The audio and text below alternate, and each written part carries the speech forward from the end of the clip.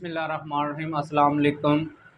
Welcome to Study Tube. आज का हमारा टॉपिक होगा गैसेस एक्सचेंज इन ह्यूमंस। पिछले टॉपिक में हमने देखा था कि जो प्लांट्स है उनमें गैसेस एक्सचेंज किस तरह से होती है। आज हम देखेंगे कि ह्यूमंस में जो गैसेस एक्सचेंज वो किस तरह से होती है। ये कंप्लीट पैसेज वे है जिसको हम कहते हैं एयर पैसेज वे।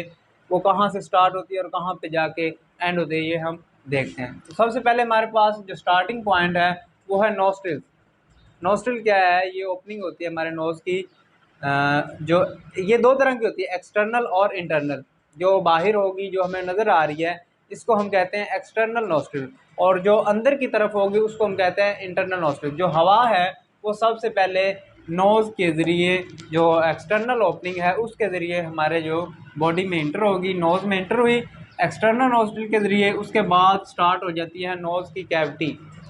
जो नोज़ की कैविटी उसको हम कहते हैं नेज़ल कैविटी। नेज़ल कैविटी से होते हुए ये हवा जाएगी इंटरनल नोस्ट्रिल के पास। इंटरनल नोस्ट्रिल से फिर ये फेरिंग्स में जाएगी, फेरिंग्स से फिर ये जाएगी लेरिंग्स में, देन ट्रैकिया में जाएगी, then bronchi, bronchioles, alveolar duct और एंड पॉइंट, जहाँ पे जाके जो गैसेस हैं वो वापस आना स्टार्ट हो जाती हैं, उसको हम कहते हैं एल्वुलाई। तो हमारा स्टार्टिंग पॉइंट था नोस्ट्रिल, और ये कहाँ पे जाके एंड हुई?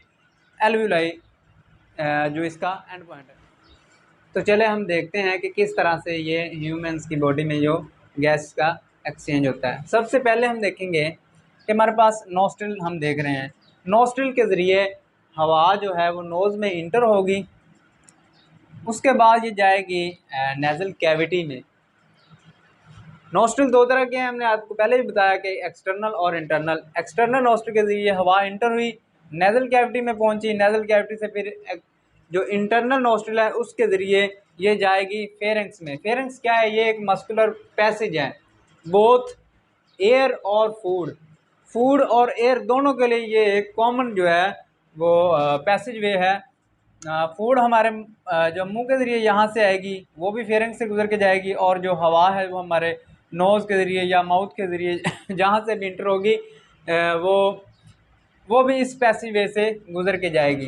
नोस्ट्रिल की बात करते जाएँ तो नोस्ट्रिल जो इसमें जो नेज़ल कैविटी है, नेज़ल कैविटी के अंदर एक जो वाल होती है जो सेपरेट कर देती है इसको टू जो है ओपनिंग में, और इन दोनों ओपनिंग के अंदर हेयर्स और म्यूकस मौजूद होता है। हेयर्स क्या करते हैं?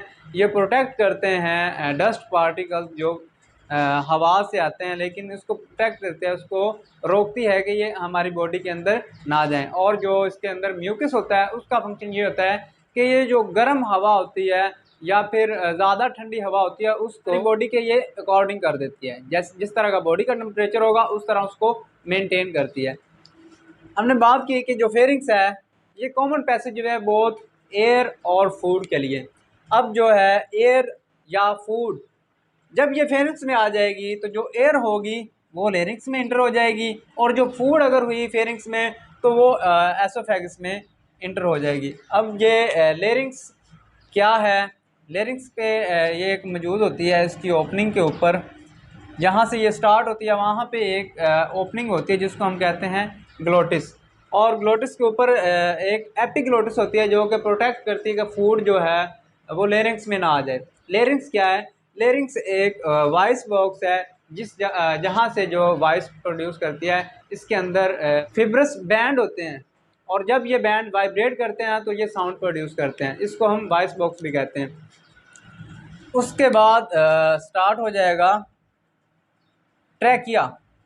लेरिंक्स से फर्दर नीचे ट्रैकिया है, जहाँ से लेरिंक्स एंड होगा वहाँ से ट्रैकिया स्टार्ट हो गया। ट्रैकिया क्या है? ये एक विंड पाइप है।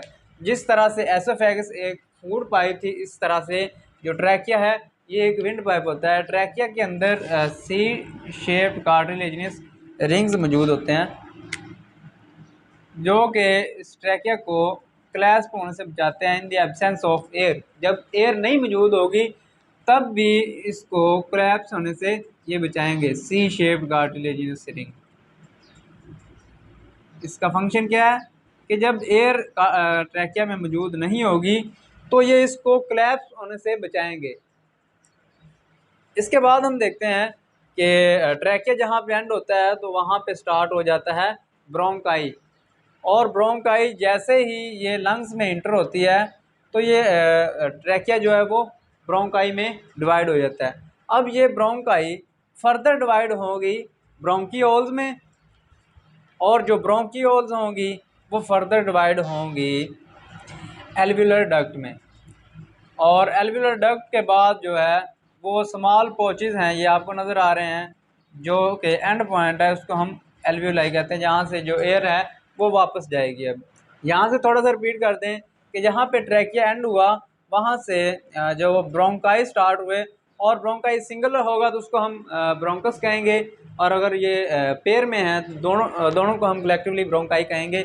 ये स्टार्ट हो जाते हैं लंग्स के अंदर, इंटर होते ही ये जो ब्रोंकाई होते हैं वो स्टार्ट हो जाते हैं। उसके बाद जब ये यहाँ पे फर्दर डिवाइड होंगे तो उन ब्रोंकाई को हम ब्रोंकियोल्स का नाम दे देते हैं। ब्रोंकियोल्स जब फर्दर डिवाइड होंगे स्मॉल कैपिलरीज में, स्मॉल ट्यूब्यूल्स में, उसको हम एल्वियुलर डक्ट का नाम देते हैं। और इसके बाद जो एल्वियुलर डक्ट है वो फर्दर जाके एक पोच लाइक स्ट्रक्चर बन जाता है जिसको हम एल्वियोलाई कहते हैं। एल्वियोलाई में जो एयर है वो वापस जाना स्टार्ट हो जाएगी।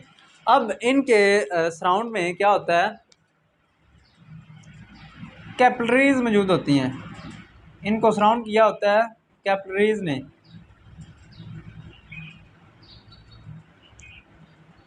इन पोचेस को सराउंड किया होता है कैपिलरीज ने।